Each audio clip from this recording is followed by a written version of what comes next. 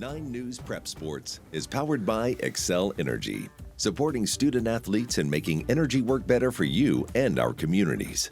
1, 2, 3, 4. Welcome to the 9 News Prep Rally.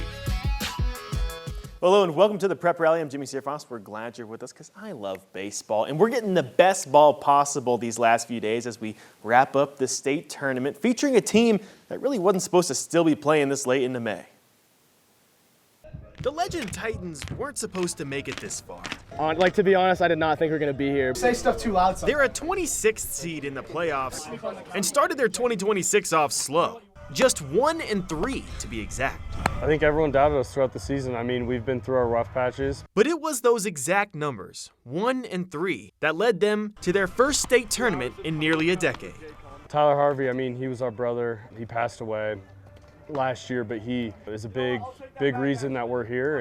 Tyler led the Titans on the mound until a battle with sarcoma forced him to lead from the dugout, a disease that took his life just a few months after his graduation in 2025. I think just his presence and the way that he showcased himself, the way that he interacted with us, is we want to impact others like he impacted others. And while his number overlooks the field, that impact he left shows in the way the Titans play on it. With 13 on their jerseys, the Titans beat 7th seed Rocky Mountain, 10th seeded Cherry Creek, and the 2nd seeded Broomfield on their way to the state tournament. It feels amazing. I mean, I know why. I know it's because of Tyler and everything. It's incredible. Because they're not playing like a team that's not supposed to be there. I mean, Tyler was a great kid off the field and on the field, so everyone just being like Tyler is making us successful. They're playing like a team that's playing for someone who couldn't be there. Oh man, he'd be so proud. He'd be in the bleachers every game, and he'd be our #1 fan. Hey, and the Titans were locked into a good one with Pine Creek tied at 4 in the bottom of the 2nd. Legends Carson Reffel laying all the way out, flashing the leather, making it look really hard to keep that ball off the ground. Into the 4th now. Kyle McDonald sends this one into right field, and Reffel does it again. Almost. The ball comes loose during the transfer. The umpires are going to come together, have a little social. They're going to confirm it. Pine Creek actually takes advantage there, scoring 2 on that play. Eagles keep the pressure on in the 6th. Aiden Williams drives in a run with this RBI single. It's going to be 9-7 Pine Creek. Later the inning, Troy Peary finds the gap and brings home another. Pine Creek caps off a 5-run frame. Takes control here, but Legend ain't done yet. Reffel, we've seen his defense. He's a 5-tool guy. Puts this one into the clouds. 2-run shot over the left field wall to pull the Titans closer. Still, though, Pine Creek closes the door. They end up taking this one to advance to play Arvada West. Now, this one was for the bid to the 5A state championship. A little more of a pitcher's duel. That's Jake Holm with the strikeout there. He would end up pitching a complete game. Hey, they were flashing the leather all morning. Keegan Milliken keeps the trend, doing this one with some style. Going to go ahead and flip this one to his teammate to toss it in there, but someone had to score. Why not Luke Levi? Levi Luke sending this ball right back where it came from. It puts the Wildcats up 1-0. Now, how about Braden Reiner on the bump for A West? 8 Ks on the day. He hit his 200th of his career yesterday in that ball game on that mound. Now the Eagles ain't going down without swinging. Tristan Mullis drives this one out there. Cruz Reed crosses the plate. This one's tied up at 1. Take me to the bottom of the 7th. That's Cooper Vase, the Texas commit, sending this one around the base pass. He's getting into 3rd base and just made a lot of Longhorns happy. He put the championship in sight for his teammate, Levi Luke. We heard that name before. It doesn't take him long. Cooper Vase, come home, son. The Wildcats take it 2-1. They get the rematch against Regis Jesuit and the Eagles' first state championship appearance since way back in 1995. Oh, just the team chemistry. I mean, we do everything together. We live for everything together. I mean, it's just a great group of guys, and no other guys I would rather do it with. I know they're waiting for this one. Wildcats got the Raiders, 10 a.m. All-Star Field. That will be the place to be. But hey, let's go back to that triple now. Cooper was absolutely hauling.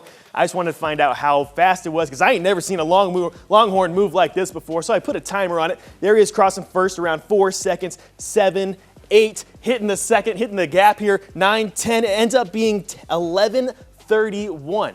That's pretty fast for the young guy, but how does it stack up against a Colorado Rocky? Let's go to Ryan Ritter here last year. One of the quicker young guys doing it at the highest level in Coors Field. He put this one in the deepest part of the field, and honestly, they're really not that far behind each other. 9, 10, 10:91. So the Colorado Rocky, 10:91.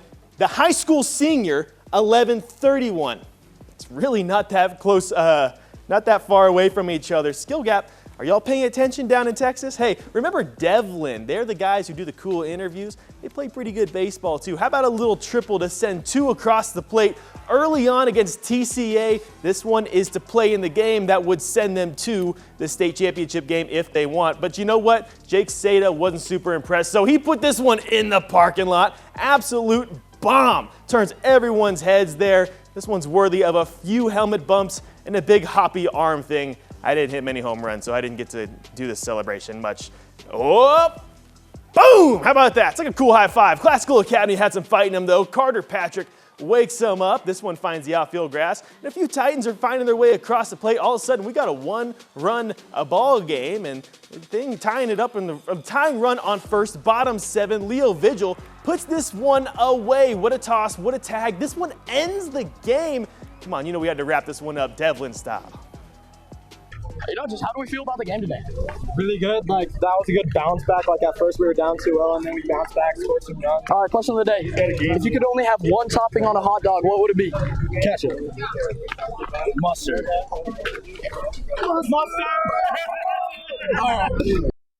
Mustard. They played Eaton next, though. And if you know anything about Colorado baseball, you know what Eaton stands for. Every time, always, tournament champs.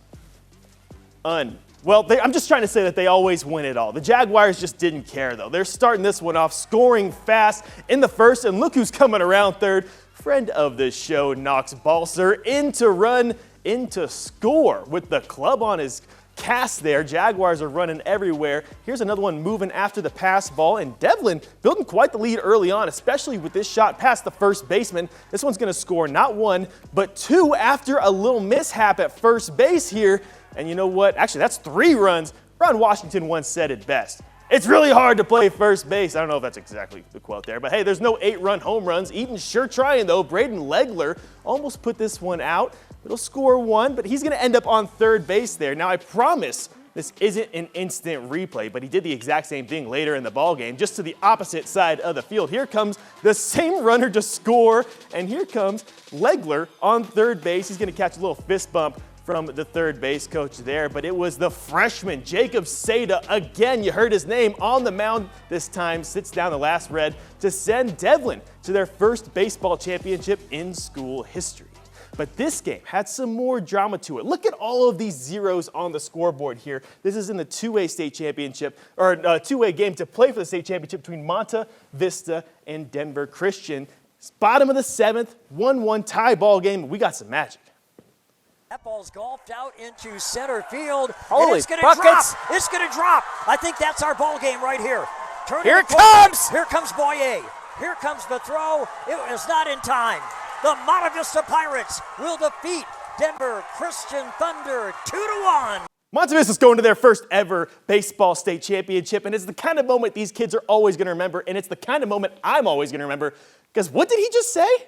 That ball's golfed out into center field. Holy it's going to buckets. drop. Holy it's going to buckets. drop. Holy buckets. It's going to drop. I think that's our Holy buckets, what does that even mean? The entire office around here around 9 is about to get sick of me saying that. Forge Christian's got a dance partner. 10 o'clock today. Do not let Monta Vista win that game, or I will be insufferable. Well, if y'all ever see something cool, go ahead and send it in to us. We'll get it on the prep rally. Send it to sports@9news.com. Holy buckets!